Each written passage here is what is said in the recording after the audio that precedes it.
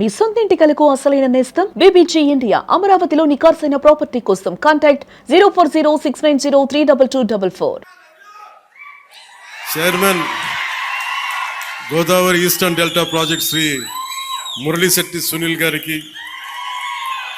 BJP Pithapuram incharge Burra Muralikrishnaraju గారికి,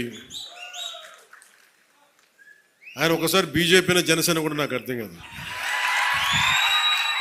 అంత ప్రేమ చూపిస్తారు, అంత నిలబడతారు. సో వారికి నా మనస్ఫూర్తిగా నమస్కారాలు. నేను చాలామందిని ఆహ్వానించాను.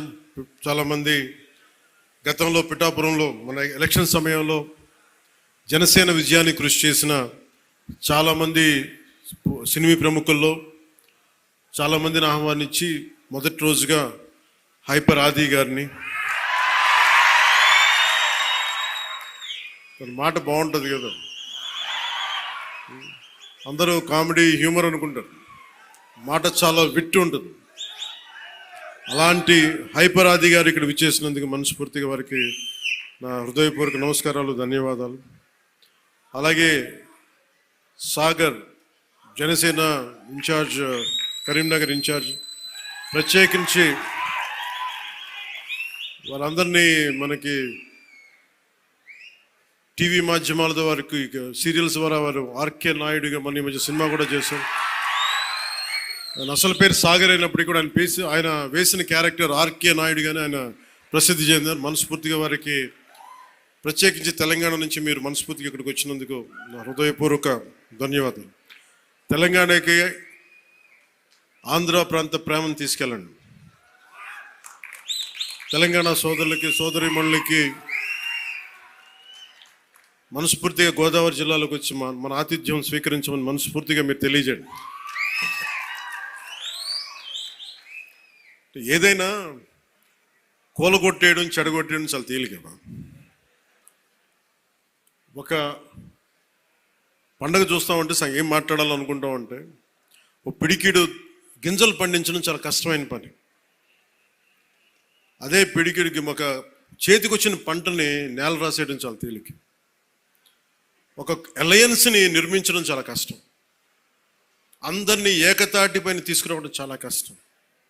కేంద్ర నాయకత్వం దగ్గర నుంచి రాష్ట్ర నాయకత్వం ఎంత కష్టపడి పట్టుకెళ్తుంటే దాన్ని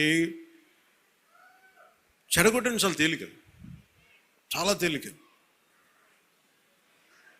సంక్రాంతి మనం చెప్తుంది ఏంటంటే, ఒక చేతికి ఒక కష్టపడి సంవత్సరం, ఒక 6 నెలలు కష్టపడి, 4 నెలలు కష్టపడి పంట చేతికి వస్తే ఆనందం తాలూకు నిదర్శనమే సంక్రాంతి పండగ. మనకి ధాన్యం వచ్చింది, ధాన్యం అమ్మగా డబ్బులు వచ్చినాయి. ఈ రోజున మన హరిదాసులు కానీ, ఇంతమంది జానపద కళాకారులకు కానీ మనం ఎందుకు ఇస్తాము ఇవన్నీ అంటే, మా దగ్గర అబండెన్స్ ఉంది, మాకు ఒక 10 బస్తాల పంట ఉంటే మేము 2 బస్తాలు పంచుతామని చెప్పడానికి. అది సంక్రాంతి తాలూకు నిదర్శనం. అంటే అలాగా మీరు ఇందాక మంత్రివర్యులు నారాయణ గారు చెప్తా ఉన్నారు,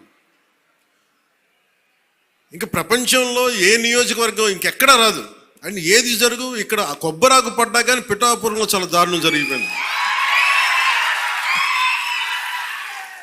ఒక తాటాకు, అక్కడ ఉన్న తాటాకు ఊడి పడిపోతే అమ్మా చాలా దారుణం జరిగిపోయింది. మరి గత ప్రభుత్వ నాయకులను అడగండి, వాళ్ళ నియోజకవర్గం అసలు న్యూస్ ఉంటుందా, ఏం జరుగుతుందో కూడా తెలియదు మీకు. పిఠాపురంలో చిన్న చెట్టు మీద వాళ్ళున్న పక్షి ఈక పడినా కానీ అయ్యా బాబోయ్ పక్షుడు అంటే, ఇది ఎవరిస్తున్నారు మీకు బలం? ఎవరిస్తున్నారు? మీరిస్తున్నారు. చెడు వార్తలకి మీరిస్తున్నారు బలం. ఒకటి మనల్ని తిడుతుంటే మీరు దాన్ని వైరల్ చేస్తే మీరు బలం ఇస్తున్నారు. ఒకటి చెడగొడుతుంటే వచ్చి మీరు ఎదురు ప్రశ్నించకపోతే మీరు బలహీనలు అయిపోతారు. మీరు నాకు ఓట్లేస్తే సరిపోదు అని ఎందుకు చెప్తున్నాను, 5 సంవత్సరాల పిఠాపురంలో గత ప్రభుత్వంలో ఒక్కసారి మీరు, ప్రతి ఒక్కరు మేధావులు చాలామంది ఉన్నారు, పాత్రికేయులు ఉన్నారు, చాలామంది విభిన్నమైన పార్టీల నాయకులు ఉన్నారు. ఈ గత 5 సంవత్సరాల కాలంలో ఎన్ని కోట్లు ఖర్చు పెట్టారో ఒకసారి అడగమని చెప్పు. నువ్వు పేరంటాలకి రాలేదు, పబ్బాలకి రాలేదంటే, ఒక దేశం కోసం శ్రమించే వ్యక్తిని, ఇంత మందిని ఏకం చేసే వహించే వ్యక్తిని నాకు మీరు ఇవ్వాల్సింది, మేము ఉన్నాం కాచుకుంటాను, మిగతా వెళ్ళి పని చేయని చెప్తే కదా నాకు ఆనందం. అలా కాకుండా వచ్చి నేను వ్యవస్థని బలోపేతం చేయడానికి వచ్చాను. అంటే నా అవసరం లేని నిజమైన నాయకత్వం ఏంటి? నాయకుడు అవసరం లేకుండా పనులు జరిగిపోవాలి సింగపూర్ లాగా. అది కదా అభివృద్ధి అంటే. ఏ పని కావాలన్నా ఎమ్మెల్యే గారి ఇంటికి వెళ్తే కానీ పనులు అవ్వండి, అట్లా అంటే అది అభివృద్ధి కానట్టే కదా. లెక్క అంటే గత ప్రభుత్వంలో మీరు ఎంత ఖర్చు పెట్టారో ఒకసారి చూడండి. నేను గత ఏడాది 308 కోట్లతోటి పిఠాపురం అభివృద్ధికి మనం ఖర్చు పెట్టాం, మీరు చూడండి. అలాగే ఇప్పుడు 200, అది దాదాపు 60-70% పనులు అవుతున్నాయి, అయిపోయినాయి, ఇంకా 30% మిగిలినాయి. ప్రాబబ్లీ టార్గెట్ ఇచ్చింది మార్చికి అయిపోవాలి. ఇప్పుడు మనం 211 కోట్లతోటి అదనపు అభివృద్ధి కోసం మనం ముందుకు తీసుకెళ్తాం. అంటే ఇది 26 కోట్లతోటి ప్రారంభమైనవి, మన పని పూర్తయినవి, ప్రారంభోత్సవాలు చేశాం. మీరు అడగాల్సింది గత ప్రభుత్వ నాయకులను వచ్చి, వాళ్ళు వారి పాలనలో ఏం చేశారని అడగండి. వాళ్ళు తిమ్మేశారు అని చెప్పి నేను ఏం చెప్పాను, నా దగ్గర ఛానల్స్ లేవు. నేను లాస్ట్ టైం చెప్పాను, ఎలక్షన్ టైంలో 2016-17 టైం నుంచి మొన్న దాకా ఏం చెప్పాను, ఛానల్స్ లేవు. మీరే నా గళం, నా జన సైనికులకి, మా వీర మహిళలకి చెప్పాను, మీరే నా బలం. నాయకులకు ఒకసారి ఇష్టపడి రావచ్చు, ఒకసారి ఇష్టపడి వెళ్ళిపోవచ్చు, కానీ నా గుండెల్లో ఉన్నది మీరు నిరంతరంగా నాది ఉంటారు, నాకు తెలుసు. నాకు ఇది మీరు బయట నుంచి వచ్చి దేనికి పడినా సరే, ఒక స్కూల్లో 2 చిన్నపిల్లలు కొట్టుకున్నా దాన్ని మీరు గొడవ చేసేద్దాం అనుకుంటే నేను ఏం చెప్పను దానికి. మీరు అక్కడ